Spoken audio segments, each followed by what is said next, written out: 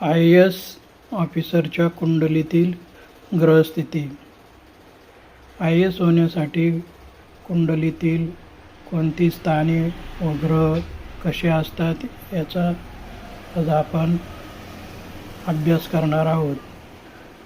सर्वप्रथम कुंडलीतील बुद्धिस्थाने कोणती याचे आपण थोडक्यात विश्लेषण करूयात.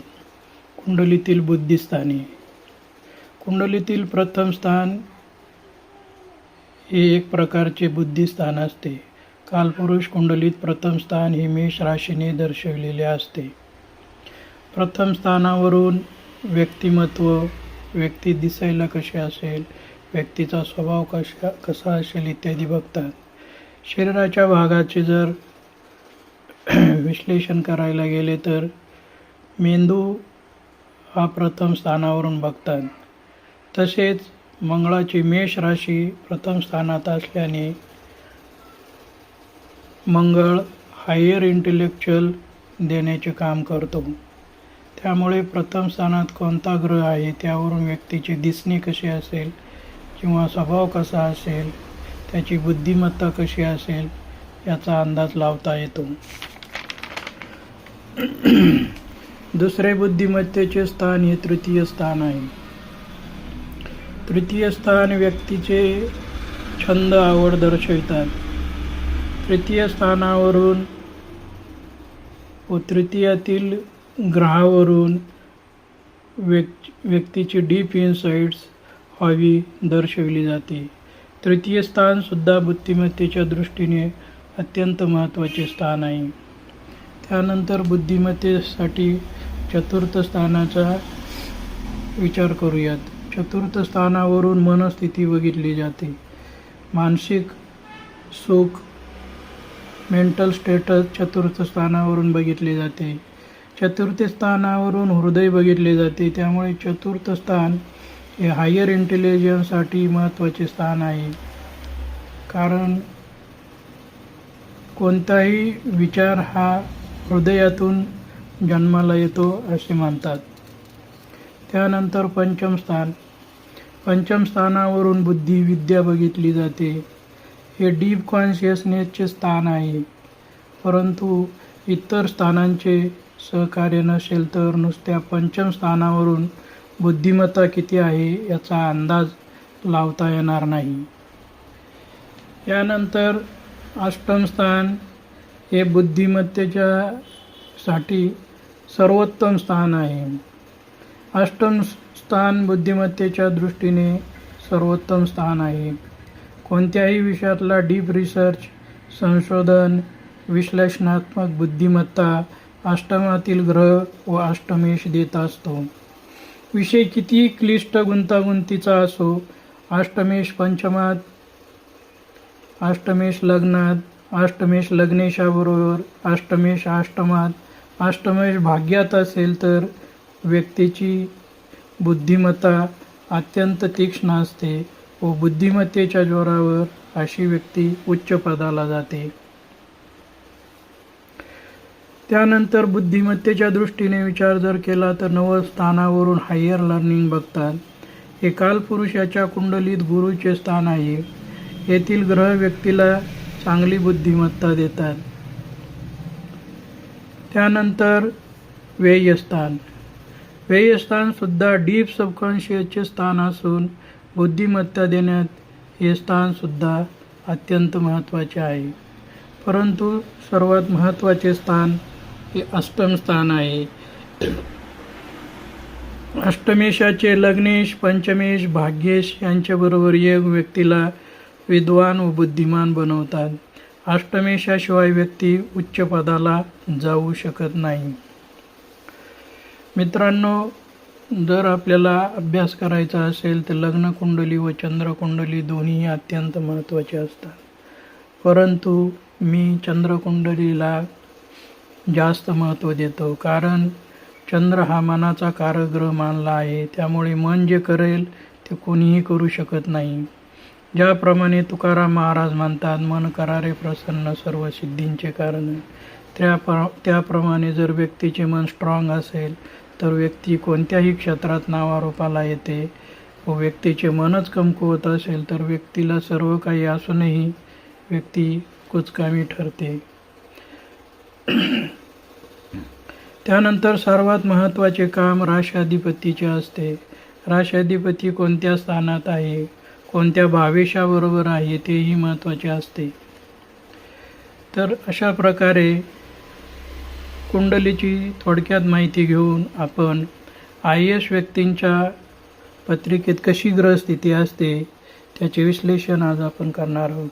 या पत्रिकेत राशाधिपती बुध अष्टम स्थानात तृतीय रवी बरोबर आहे.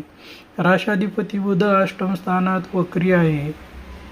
त्यामुळे वक्री बुध अष्टम स्थानात उच्च प्रकारची बुद्धिमत्ता देतो.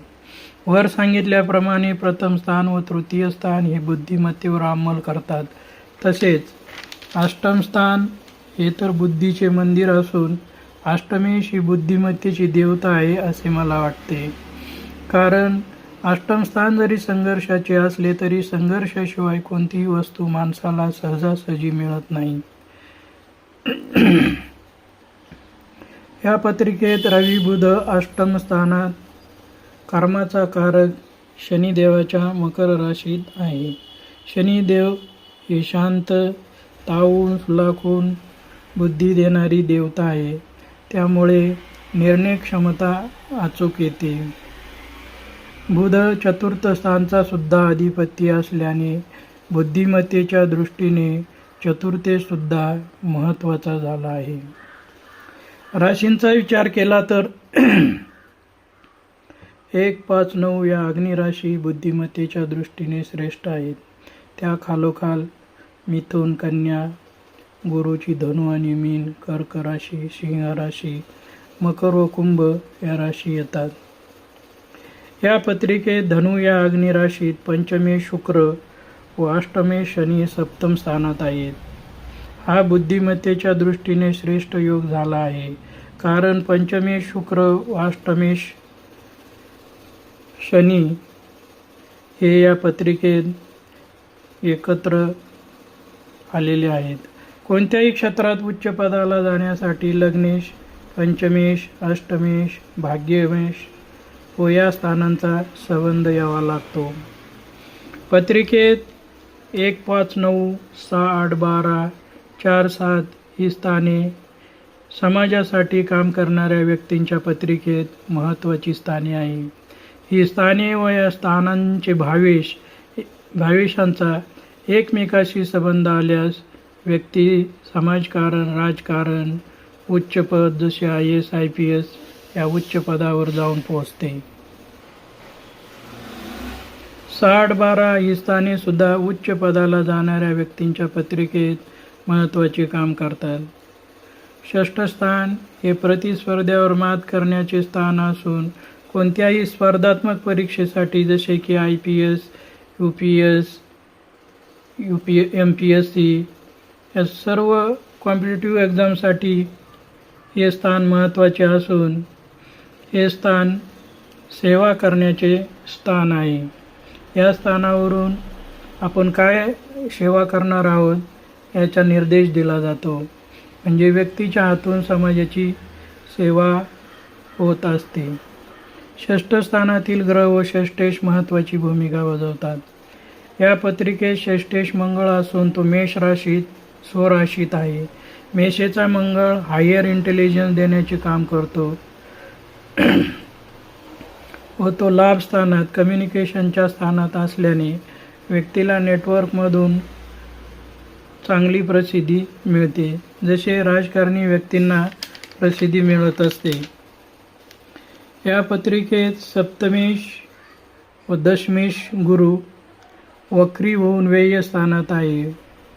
गुरु ग्रह विद्वान लोकांच्या पत्रिकेत बहुतेक वेळा वक्री बघण्यास मिळतो. या पत्रिकेत वक्री गुरु सेवा देणाऱ्या स्थानात व्यय स्थानात आहे. व्यय स्थानसुद्धा सेवा देण्याचे महत्त्वाचे स्थान आहे. ज्या व्यक्ती सामाजिक काम करतात, उच्च पदस्थ व्यक्ती, ह्या व्यक्तींच्या पत्रिकेत षष्ठ स्थान, चतुर्थ स्थान, व्यय स्थान, प्रथम स्थान पंचम स्थान व भाग्यस्थानाचे एकमेकाशी संबंध बघावयास मिळतात। या पत्रिकेत बुद्धीचा ग्रह बुध वक्री अष्टम स्थानात आहे। वक्री ग्रह उच्च कोटीची बुद्धिमत्ता देतो। तसेच अष्टम स्थान हे बुद्धिमत्तेचे स्थान असल्यामुळे कोणत्याही क्षेत्रात जाण्यासाठी जी विश्लेषणात्मक बुद्धिमत्ता लागते ती देण्याचं काम या पत्रिकेत बुध या ग्रहाने केले आहे। त्यास रवी ग्रहाची ऊर्जा मिळाली आहे। त्यामुळे या बुधादित्य योगामुळे व्यक्तीला तर्कसंगत बुद्धिमत्ता, उच्च कोटीची बुद्धिमत्ता मिळून ही व्यक्ती IAS मध्ये पास झालेली आहे। मित्रांनो, क्षेत्र कोणतेही असो, उच्च पदाला जाण्यासाठी पंचम स्थान पंचमेश, अष्टम स्थान अष्टमेश व भाग्यस्थान भाग्येश महत्त्वाची भूमिका बजावतात। मित्रांनो, वेगवेगळ्या प्रकारचे बिझनेस आहेत, वेगवेगळ्या प्रकारचे स्पर्धात्मक परीक्षा आहेत। तर मी आपणास UPSC, MPSC, IPS, PSI, police, technology, BSc agri, army, navy, air force, वकील, CBI, CID, doctor, engineer, tehsildar, BDO, clerk, biotechnology, range forest officer, RTO, तलाठी, ग्रामसेवक, artist, actor, actress, writer, singer, मंत्री, बिझनेसमॅन, प्लेयर, क्रिकेटर या सर्वांचं आपणास जर कन्सल्टेशन पाहिजे असेल तर मी तुम्हाला चांगल्या पद्धतीने देईल। आणि याबरोबरच हस्तरेषेवरून आपणास नोकरी वयाच्या कोणत्या वर्षी लागेल याचं शास्त्रोक्त मार्गदर्शन मिळेल। अगदी परफेक्ट तुम्हाला वयाच्या कोणत्या वर्षी नोकरी लागेल हे मी तुम्हाला सांगेल।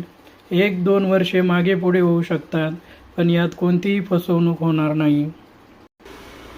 आपणास कोणत्या शाखेत जावायचे आहे, आपण UPSC पास होऊ की नाही, MPSC पास होऊ की नाही, IPS होऊ की नाही, PSI होऊ की नाही, किंवा इतरही जे मी क्षेत्र सांगितले आहेत, तर यामध्ये आपणास यश येईल का नाही हे जाणून घेण्यासाठी मला ह्या नंबरवरती आपण कॉल करू शकता।